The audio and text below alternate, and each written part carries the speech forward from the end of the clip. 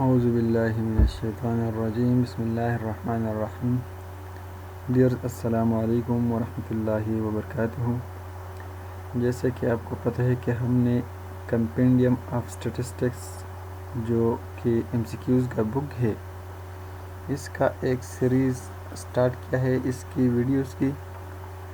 तो पहले लेक्चर में हमने पहले चैप्टर एंड इंट्रोडक्शन को कम्प्लीटली सॉल्व किया था। अब दूसरी वीडियो में हम chapter number 2 that is presentation of data को स्टार्ट करते हैं। इस चैप्टर में टोटल 42 क्वेश्चंस है और इन 42 क्वेश्चंस को हम 2 वीडियोस में इंशाल्लाह अपलोड करते हैं। 21 क्वेश्चंस फर्स्ट वीडियो में और 21 वीडियो क्वेश्चन जो है 21 नहीं बल्कि 25 तक फर्स्ट वीडियो में, क्योंकि 25 पर जो है दूसरी पेज ख़त्म हो रहा है, ठीक है। और 26 के बाद जो MCQs है 42 तक वो इंशाल्लाह सेकंड वीडियो में सॉल्व करते हैं। ये बुक जो है मैंने तो पहले वीडियो में भी इसकी इंट्रोडक्शन आपको की है कि ये बुक किसने लिखी है। तो ये मोहम्मद अमीन और महनाज क़य्यूम इन दोनों ने लिखी है और इन दोनों ने MPhil in statistics from university of Zakaria university of Multan से की है और दोनों एज ए लेक्चरर जॉब करती है।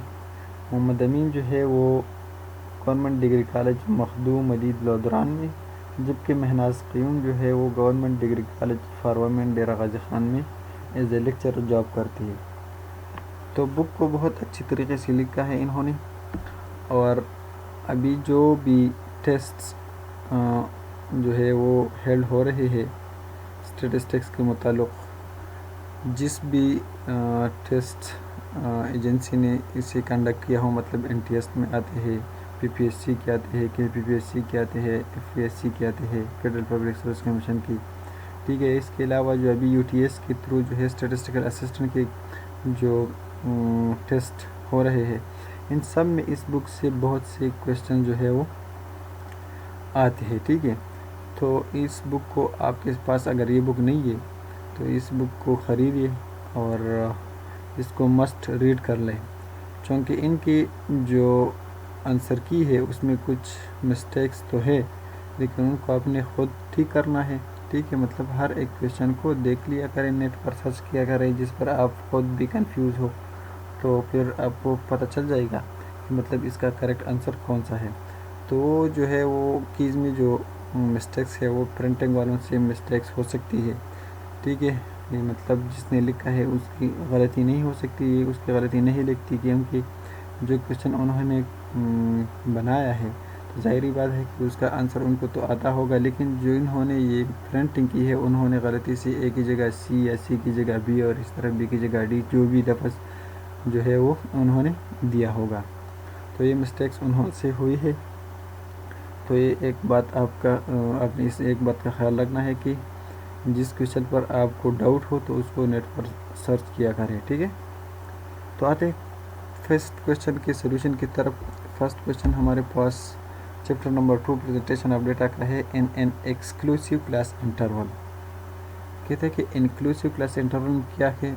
ऑप्शन ए में दिया है कि the upper class limit is exclusive. Option B में कहते हैं कि the lower class limit is exclusive. C में कहते हैं the lower and upper class limits are exclusive. और डी में कहते हैं नन ऑफ द अबव। तो करेक्ट ऑप्शन इसमें ऑप्शन ए है, the upper class limit is exclusive. Exclusive class interval की बात जब हो रही हो तो अपर वाला जो हमारे पास क्लास लिमिट है उसको हम एक्सक्लूज करते हैं, ठीक है। अपर क्लास लिमिट कौन सा है? लेट्स सपोज हमारे पास ये क्लासेस है, ठीक है। इसी तरह ये नीचे आ गई है तो हमारे पास लास्ट वाला जो क्लास लिमिट है ये अपर क्लास लिमिट है, ठीक है। इस तरह इसमें ये अपर क्लास लिमिट है और यहाँ जो भी क्लास लिमिट्स आते हैं उन सबको अपर क्लास लिमिट्स कहते हैं। तो इन अपर क्लास लिमिट्स को हम एक्सक्लूज करते हैं, ठीक है। तो इसे कहते हैं exclusive class interval. Question number 2 को देखिए।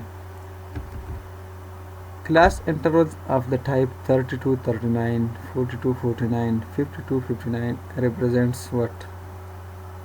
Exclusive type sorry, option A में है इंक्लूसिव टाइप, ऑप्शन बी में है एक्सक्लूसिव टाइप, ऑप्शन सी में है ओपन एंड टाइप और ऑप्शन डी में है नन ऑफ द अबव।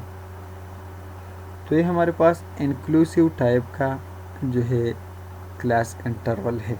क्यों? क्योंकि इसमें जब हम क्लास इंटरवल जो है वो कैलकुलेट करते हैं तो 40 से 30 को सब्ट्रैक्ट करते हैं या 50 से 40 को सब्ट्रैक्ट करते हैं, ठीक है। और ये जो अपर क्लास लिमिट्स है ये इंक्लूसिव होते हैं, इसमें ये इंक्लूड होते हैं, मतलब 40 to 30। तो ये 49 इनमें आ गया तो इसको इंक्लूसिव टाइप का क्लास इंटरवल कहते हैं। जबकि अगर आपके पास, ये तो हमारे पास क्लासेस है, ठीक है, अगर हमारे पास बाउंड्रीज हो, क्लास बाउंड्रीज, तो फिर यह अगर 39 हो तो वह यह भी 39 होगा, यह 40 हो तो यह भी 40 ही होगा। तो फिर हम इससे अगर इसको सब्ट्रैक्ट करते हैं तो ये हमारे पास जो अपर क्लास लिमिट्स है ये एक्सक्लूसिव होते हैं, ये इंक्लूसिव नहीं होते, क्योंकि हम 40 से 30 सब्ट्रैक्ट करते हैं तो 40 उसमें नहीं आती, ठीक है, और यह भी 40 होती है। तो इंक्लूसिव और एक्सक्लूसिव टाइप का डिफरेंस आप इससे भी समझ सकते हैं कि इंक्लूसिव टाइप वो होता है जो हमारे पास क्लासेस दिया गया हो तो उसको फिर हम इंक्लूसिव टाइप कहते हैं। जब हमारे पास क्लास बाउंड्रीज दी गई हो तो फिर हमारे पास एक्सक्लूसिव टाइप का इंटरवल्स होता है। तो क्लास बाउंड्रीज में हम क्या करते हैं, अपर क्लास लिमिट्स को एक्सक्लूसिव करते हैं, ठीक है, मतलब उसको एक्सक्लूड करते हैं, तो उसको हम एक्सक्लूसिव और इसको हम इंक्लूसिव कहते हैं। तो ऑप्शन ए जो है इंक्लूसिव ये करेक्ट ऑप्शन है, ठीक है डियर्स। क्वेश्चन नंबर 3 को देखिए, which of the following is one dimensional diagram? One dimensional diagram, bar diagram, pi diagram, cylinder and histogram. तो बार डायग्राम जो है ये वन डायमेंशनल है। बार डायग्राम तो आपने देखा होगा इसी तरह होता है, तो ये वन डायमेंशनल डायग्राम होता है, ठीक है। जबकि पाई डायग्राम जो है वो वन डायमेंशनल डायग्राम नहीं होता। सिलेंडर भी वन डायमेंशनल नहीं होता, ठीक है। सिलेंडर जो होती है आपने देखा होगा इस तरह का जो शक्ल होता है, ठीक है। और हिस्टोग्राम जो है वो भी वन डायमेंशनल नहीं होता, ठीक है। तो वन डायमेंशनल कौन सा है? बार डायग्राम। क्वेश्चन नंबर 4 को देखिए, percentage bar diagram has data expressed in percentage, data expressed in equal with, in equal interval, equal with and equal interval. तो इसमें करेक्ट ऑप्शन ए है, data expressed in percentage. Percentage bar diagram में हमारे पास data जो है वो percentage में ही express होता है, तो इसमें करेक्ट ऑप्शन ए है, ठीक है। Question number 5, frequency curve begins at the origin, passes through the origin, begins at the horizontal line, begins and ends at the baseline। कहते हैं कि फ्रीक्वेंसी कर्व क्या है? तो फ्रीक्वेंसी कर्व जो है ये begins at the horizontal line होता है। यहाँ हमारे पास लेट्स सपोज एक फ्रीक्वेंसी डिस्ट्रीब्यूशन है, तो हमने एक फ्रीक्वेंसी कर्व जो है वो स्टार्ट किया है, तो यहाँ हम स्टार्ट लेते हैं यहाँ से, ठीक है, इस तरह हम जाते हैं। तो ये हॉरिजॉन्टल लाइन से बिगिंस हो रहा है। ज़रूरी नहीं है कि ये ओरिजिन से ही स्टार्ट हो, ये ओरिजिन से भी स्टार्ट हो सकता है, ओरिजिन से आगे भी हो सकता है, ओरिजिन से इस साइड पे भी हो सकता है, लेकिन हॉरिजॉन्टल लाइन से ही स्टार्ट होगा, ठीक है डियर्स। तो करेक्ट ऑप्शन जो है वो है C. Question number 6, with the help of histogram we can draw frequency polygon, frequency curve, frequency distribution and all of the above. तो इसमें correct option all of the above यानी D है। क्यों? क्योंकि हम हिस्टोग्राम की हेल्प से क्या ड्रा कर सकते हैं? फ्रीक्वेंसी पॉलीगॉन भी ड्रा कर सकते हैं, फ्रीक्वेंसी कर्व भी ड्रा कर सकते हैं और फ्रीक्वेंसी डिस्ट्रीब्यूशन भी ड्रा कर सकते हैं हिस्टोग्राम की हेल्प से, ठीक है dears. Question number 7, when the collected data is grouped with reference to time we have। जब डेटा को हम ग्रुपेड लिखते थे उसको ग्रुपेड में हम डिस्ट्रीब्यूट करते हैं और टाइम की बेस पर, ठीक है, with the reference of time उसको ग्रुपेड करते हैं। तो इसको क्या कहते हैं? Quantitative classification, qualitative classification, geographical classification और क्रोनोलॉजिकल क्लासिफिकेशन। तो करेक्ट ऑप्शन डी है क्रोनोलॉजिकल क्लासिफिकेशन, या टाइम सीरीज डेटा जिसको कहते हैं वो भी ठीक होता है। और क्रोनोलॉजिकल क्लासिफिकेशन भी वो क्लासिफिकेशन है जो टाइम की बेस पर हम करते हैं। जियोग्राफिकल वो होता है जो प्लेस की बेस पर हम करते हैं, ठीक है। तो इसमें करेक्ट ऑप्शन जो है वो है D, chronological classification. Question number 8, most quantitative classifications are, option A में है क्रोनोलॉजिकल, ऑप्शन बी में है जियोग्राफिकल, ऑप्शन सी में है फ्रीक्वेंसी डिस्ट्रीब्यूशन और ऑप्शन डी में है नन ऑफ दीज। तो इसमें करेक्ट ऑप्शन सी है। मोस्टली जो हमारे पास क्वांटिटेटिव क्लासिफिकेशंस है वो फ्रीक्वेंसी डिस्ट्रीब्यूशंस होते हैं, ठीक है। क्वेश्चन नंबर 9 को देखिए। In tabulation caption stands for what? A numerical information, the column headings, the row headings, the table headings. कहते हैं कि टेबुलेशन यानी टेबल में कैप्शन किस चीज़ के लिए स्टैंड होता है? न्यूमेरिकल इन्फॉर्मेशन के लिए, कॉलम हेडिंग के लिए, रो हेडिंग के लिए या टेबल हेडिंग के लिए। तो टेबुलेशन कैप्शन जो है वो स्टैंड होता है रो हेडिंग के लिए, यानी ऑप्शन सी जो है इसमें, सॉरी रो हेडिंग के लिए नहीं, कॉलम हेडिंग के लिए। कैप्शन जो है ये कॉलम हेडिंग के लिए होता है, ठीक है। तो इसमें करेक्ट ऑप्शन बी है। Question number 10, a sample table contains data on 2 characteristics, several characteristics, 1 characteristic and 3 characteristics। तो करेक्ट ऑप्शन इसमें क्या है? C, that is 1 characteristic। क्योंकि सैम्पल टेबल है तो सैम्पल टेबल में हमारे पास 1 characteristic डेटा ही होता है। Question number 11, the headings of the rows given in the first column of a table are called। कहते हैं कि फर्स्ट कॉलम ऑफ टेबल में जो हेडिंग ऑफ रोज है वो क्या है? स्टब्स है, कैप्शंस है, टाइटल्स है या रेफरेंसेस नोट्स है। तो ज़ाहिरी बात है कि टाइटल तो टेबल का नाम है, ठीक है, रेफरेंसेस नोट्स भी अलग चीज़ है, लेकिन स्टब्स और कैप्शन में एक लेना होगा। तो कैप्शन जैसे कि हमने ऊपर वाले क्वेश्चन में बताया कि ये कॉलम के लिए होता है, ठीक है, रोज़, और ये स्टब जो है ये रोज़ के लिए होता है, द हेडिंग्स ऑफ द रोज़, ठीक है। रोज़ का जो हेडिंग है उसको हम स्टब्स कहते हैं। तो ऑप्शन ए इसमें करेक्ट ऑप्शन है। क्वेश्चन नंबर 12 को देखिए। The first step for constructing frequency distribution. अगर आप फ्रीक्वेंसी डिस्ट्रीब्यूशन कंस्ट्रक्ट करते हैं तो सबसे पहले आप क्या करते हैं? Record the number of data points, determine the number of classes, determine the range of data and none of the above. तो इसमें करेक्ट ऑप्शन है C, that is determine the range of data.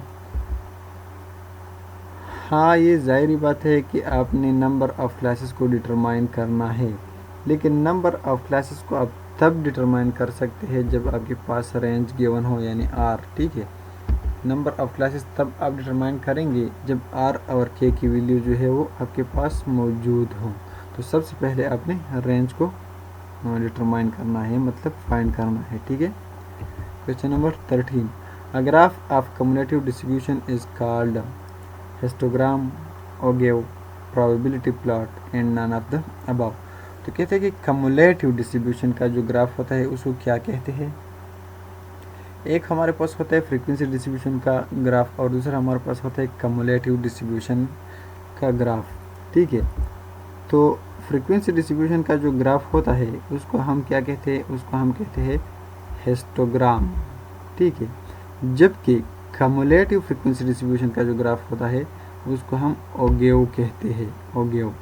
तो option B जो है ये correct option है इसमें, ठीक है। Question number 14, which of the following best describes the shape of the histogram above. ये हिस्टोग्राम का एक शेप दिया गया है, यहाँ देखिए, ठीक है। यहाँ हमारे पास वैल्यूज़ है, ठीक है, यहाँ से स्टार्ट है इस तरह, फिर यहाँ से इस तरह आई हुई है, ठीक है डियर्स। और यह भी एक वैल्यू दिया गया है, ये भी एक वैल्यू ही है। इसी तरह हमारे पास शेप बन रहा है। अगर शेप को आप देख ले तो शेप तकरीबन नॉर्मल ही है, लेकिन इसमें एक आउटलायर की वैल्यूज़ आई है, ठीक है। तो ऑप्शन ए को देखिए, approximately normal, skewed left, skewed right, approximately normal with N outlier, और ऑप्शन सी में है सिमेट्रिक। तो क्वेश्चन नंबर 14 में करेक्ट ऑप्शन कौन सा है? करेक्ट ऑप्शन है डी, ठीक है, approximately normal with N outlier. जैसे कि मैंने आपको बता दिया कि इसको अगर आप देख ले तो ये तकरीबन नॉर्मल ही है, लेकिन इसमें एक आउटलायर की वैल्यू आई है, ठीक है। तो इसी वजह से हम इसको कम्प्लीटली नॉर्मल नहीं कह सकते, लेकिन अप्रॉक्सीमेटली ये नॉर्मल है विद इन आउटलायर वैल्यू। तो ऑप्शन डी जो है ये करेक्ट ऑप्शन है। अच्छा, अब क्वेश्चन नंबर 15 को देखिए। For the histogram pictured above, ये हमारे पास पिक्चर दिया गया है हिस्टोग्राम का। What is the class interval that is bound is for the class that contains the median of the data. Question में कहते हैं कि इस हिस्टोग्राम पिक्चर को देखिए और हम ये बताएं कि इसमें क्लास इंटरवल कौन सा होगा मीडियन क्लास के लिए, ठीक है। तो मीडियन क्लास के लिए हमने क्या करना है? क्लास इंटरवल को फाइंड करना है। तो अब मीडियन क्लास के लिए जब हम क्लास इंटरवल फाइंड करते हैं तो हम क्या करते हैं? कम्युलेटिव फ्रीक्वेंसी फाइंड करते हैं। ये हमारे पास मिड पॉइंट्स दिए हैं, ठीक है। थोड़ा मैं जूम कर देता हूँ ताकि आपको सही नज़र आ जाए, ठीक है। अब देखिए यहाँ, तो ये हमारे पास मिड पॉइंट्स हैं यानी एक्स की वैल्यू से, और एक काउंट जो है ये हमारे पास फ्रीक्वेंसीज है। Total n is equal to 101 है। अब कहते हैं कि मिड पॉइंट यानी कि मीडियन का जो क्लास है वो कौन सी क्लास इंटरवल में आ जाएगी, ठीक है। तो हमने क्या करना है? हमने कम्युलेटिव फ्रीक्वेंसी जो है वो फाइंड करनी है, ठीक है। अगर आप 35 और 25 को ऐड कर ले तो यहाँ हमारे पास आ जाएगी 60, ठीक है। 25 और 35 को ऐड कर रही तो 60 आ जाएगी, ठीक है। 35 प्लस 25, तो यहाँ हमारे पास आ जाएगी 60 के बाद यहाँ हमारे पास आ जाएगी 80, ठीक है। 80 के बाद यहाँ हमारे पास आ जाएगी 90, यहाँ 95 और यहाँ 101। अब 101 को 2 पर डिवाइड कर ले, 101 को 2 पर डिवाइड कर ले। क्यों? क्योंकि हमने मीडियन फाइंड करना है, ठीक है। तो 2 पर डिवाइड करने से हमारे पास आ जाएगा 51 पॉइंट समथिंग, लेकिन हमने 51 ही लेना है, बस यही काफ़ी है हमारे लिए, ठीक है। तो 51 हमारे पास कौन से क्लास में आ जाएगी? इसी में, यानी सेकंड क्लास में। अब इसके लिए क्लास कैसे बनाएंगे, ठीक है। तो ये तो मिड पॉइंट्स दिए गए हैं, अब क्लासेस कैसे बना सकते हैं हम? यहाँ हमारे पास क्लासेस दी गई है 5 to 7, ठीक है, 9 to 11, 11 to 13, 15 to 17 and 7 to 9। तो क्लासेस जो है वो 5 to 7 ये करेक्ट है। फिर 7 to 9 फर्स्ट क्लास जो है वो हमारे पास 5 to 7 आ जाएगी, क्योंकि 5 + 7 is equal to 12 divide by 2 is equal to 6। तो ये हमारे पास 5 to 7 आ जाएगा, ठीक है। इसी तरह नेक्स्ट वैल्यू हमारे पास 8 है, तो मतलब 16 आना चाहिए। तो 9 + 11 से हमारे पास आ जाएगी क्या? 7 + 9 से आ जाएगी 16 डिवाइड बाई 2 से 8। अब नेक्स्ट वैल्यू जो है वो कौन सी आ जाएगी? 9 to 11, तो 9 to 11 तक हमारे पास वैल्यू आ जाएगी 20 divide by 2 is equal to 10। इस तरह 11 to 13 से आ जाएगी क्या? आ जाएगी 24 divide by 2 is equal to 12 and so on. तो सेकंड जो हमारे पास है वो है 7 to 9, यानी मतलब हमारे पास मिड पॉइंट के लिए जो यानी मीडियन के लिए जो क्लास है वो 7 to 9 है, इसलिए ऑप्शन ई जो है ये करेक्ट ऑप्शन है। ठीक है dears. Question number 16, box plots have been used successfully to describe. Box plots कब यूज़ होंगे? Have been used successfully to describe center of a data set, spread of a data set, the extent and nature of any departure from symmetry, identification of outliers, and option E में है all of the above। तो correct option है E, that is all of the above। कहते हैं कि box plot जो है क्या करता है? सक्सेसफुली डिस्क्राइब करता है क्या? Centre of the data. बिल्कुल यही बात सही है। बॉक्स प्लॉट तो आप जानते होंगे जिसमें हमारे पास मीडियन होता है, Q1 होता है, Q3 होता है, एक्स मिनिमम और एक्स मैक्सिमम होता है, इसको हम बॉक्स प्लॉट कहते हैं। ठीक है, तो अब यह हमारे पास ये जो है first number centre of the data भी हमें शो कर देते हैं। Spread of a data set, हाँ डेटा सेट का स्प्रेडनेस भी बताती है कि यहाँ से यहाँ तक इसकी स्प्रेडनेस है। ठीक है, the extent and nature of any departure from symmetry, हाँ सिमेट्री से इसका जो नेचर है वो भी बताता है। ठीक है, कि कहाँ तक इसका एक्सटेंड हुआ है, और आइडेंटिफिकेशन ऑफ आउटलायर्स भी कर देता है कि इसमें आउटलायर्स कौन कौन से। तो ऑल ऑफ द अबव यानी E is the correct option. Question number 17, the 5 number summary for a 1 variable data set is 5, 18, 20, 40 and 75. If you wanted to construct a modified box plot for the data set, that is one that would show outliers if there are any, what would be the maximum possible length of the right side whisker? ये हमारे पास है median यानी Q2 इसको भी कहते हैं, ये है Q3, ये है Q1, ये है x मिनिमम और ये है x मैक्सिमम। अब कहते हैं कि विस्कर जो राइट साइड पर होता है उसकी लेंथ कितनी होगी? तो इन्होंने करेक्ट ऑप्शन दिया है बी यानी 33। अब इसको कैसे फाइंड करते हैं हम? विस्कर की जो लेंथ है उसको हम कैसे फाइंड करेंगे? तो विस्कर की जो लेंथ है वो हम इस तरह से फाइंड कर सकते हैं कि Q3 अपर साइड वाला कहते हैं राइट साइड वाला। ठीक है, तो Q3 प्लस हमारे पास क्या होगा, नहीं सॉरी Q3 जो है ये तो हमारे पास विस्कर की साइज़ के लिए नहीं है, बल्कि ये तो आउटलायर का हमारे पास लिमिट बता देता है। जस्ट हमने क्या करना है, enter quartile range, enter quartile range क्यों से हम इसको रिप्रेजेंट करते हैं। तो एंटर क्वार्टाइल रेंज को मल्टीप्लाई करना है किसके साथ? मल्टीप्लाई करना है 1.5 के साथ। किसके साथ? 1.5 के साथ, जिसको हम कहते हैं कि 1.5 multiplied by enter quartile range. ठीक है, और इस साथ साथ हम क्या करते हैं, तो 1.5 multiplied by enter quartile range हम करते हैं। ठीक है, तो 1.5 को मल्टीप्लाई करेंगे एंटर क्वार्टाइल रेंज के साथ। तो एंटर क्वार्टाइल रेंज क्या है? एंटर क्वार्टाइल रेंज हमारे पास है Q3 माइनस Q1। Q3 है 40 और Q1 है 18। तो 40 से अगर आप 18 सब्सट्रैक्ट कर ले तो इससे आ जाएगा 22, यानी 40 से अगर 18 को माइनस करेंगे तो 22 आ जाएगा। अब 22 को 1.5 के साथ मल्टीप्लाई करने से हमारे पास बनता है 33। क्या बनता है? 33। तो 33 जो है ये हमारे पास विस्कर का लेंथ है। ठीक है, अब ये राइट साइड पर हो या लेफ़्ट साइड पर हो, दोनों साइड पर ये जो है ये 33 सेम ही होगा, यानी कि विस्कर का जो लेंथ है वो सेम ही होगा।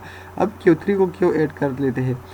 अगर हम चाहते हैं कि हमारे पास मैक्सिमम वैल्यू कौन सी आएगी, मतलब कौन सी वैल्यू जो है वो इससे आउटलायर्स होगी, तो Q3 को अगर हम इसके साथ ऐड करेंगे तो फिर उससे जो वैल्यू आ जाएगी, यानी मतलब लेट सपोज इससे जो भी वैल्यू आती है तो उससे ऊपर वाले जितने भी वैल्यूज है वो आउटलायर्स में आते हैं। इसी तरह अगर Q1 minus 1.5 inter quartile range करेंगे, मतलब ये वाली वैल्यू जो है 33, इसको अगर हम Q1 से माइनस करेंगे और उससे जो वैल्यू आएगी तो वो हमारे पास मिनिमम वैल्यू होगी इस डेटा सेट की, मतलब उससे जो जितने भी वैल्यूज मिनिमम होंगे और वो हमारे पास आउटलायर्स ही होंगे।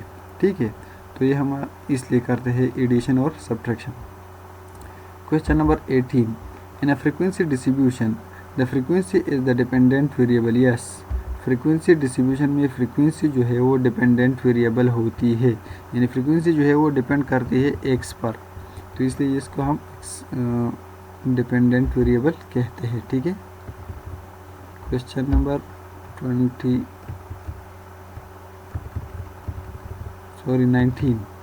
19 को देखिए। The largest cumulative absolute frequency in a data set of numbers is equal to the sum of all the individual absolute frequency values. Yes, the largest cumulative absolute frequency distribution, मतलब आप अगर cumulative distribution cumulative values find कर लेंगे तो largest जो कि last value होती है वो किस चीज़ के बराबर होती है? The sum of all the individual absolute frequency, sum of all frequencies. ठीक है, question number 20, the box plot was introduced by. अच्छा, अब ये वो बॉक्स प्लॉट जो है ये किसने इंट्रोड्यूस किया है? ठीक है डियर, तो ये इंट्रोड्यूस किया है जॉन टुकी ने। किसने? जॉन टुकी ने। ऑप्शन सी इसमें करेक्ट है। Question number 21, the purpose of histogram is to show centering of data, dispersion and spread of data, shape of the data. तो इसमें करेक्ट ऑप्शन क्या है? Option D, all of the above, क्योंकि purpose of histogram यही होता है कि centre of data भी हमें शो करे, स्प्रेडनेस भी शो करे और शेप ऑफ द डिस्ट्रीब्यूशन भी शो करे। Question number 22, the term fuzzy truth is use to describe what. Fuzzy truth का मकसद है a theory in which there are degrees of truth that span a range, यानी option A इसमें correct option है। Fuzzy truth का क्या मकसद है? A theory in which there are degrees of truth that span a range. Question number 23, a graph that shows proportions that look like slices of a pizza is called। a graph that shows a proportion, वो graph जो एक proportion को show करता है, that look like, ये है look, ठीक है, look like slices of a pizza, pizza के जो slices होते हैं, ठीक है, जैसे कि आपने देखा होगा पिज़्ज़ा के slices टुकड़े इसी तरह के होते हैं। ठीक है, अगर कहते हैं कि इस तरह हमारे पास अगर एक ग्राफ हो तो ये क्या है? हिस्टोग्राम है, स्लाइस ग्राफ है, पाई ग्राफ है, बार ग्राफ है या नोमोग्राफ है। ठीक है, तो इसमें करेक्ट ऑप्शन है डी, बार ग्राफ। ठीक है, क्वेश्चन नंबर 23 का correct option D. Question number 24, a variable with histogram is an excellent scheme for showing proportions, correlation, medians, variances and ranges। तो इसमें करेक्ट ऑप्शन ए है, proportions। A variable with histogram is an excellent scheme for showing proportions। Question number 25, when the values of a function are shown on a coordinate system for selected points and adjacent pairs of points are connected by straight lines, the resulting illustration is what? A quadratic graph, a bar graph, a Venn diagram, a histogram and a point to point graph। तो correct option है a point to point graph। ठीक है dears, option E इसमें correct है।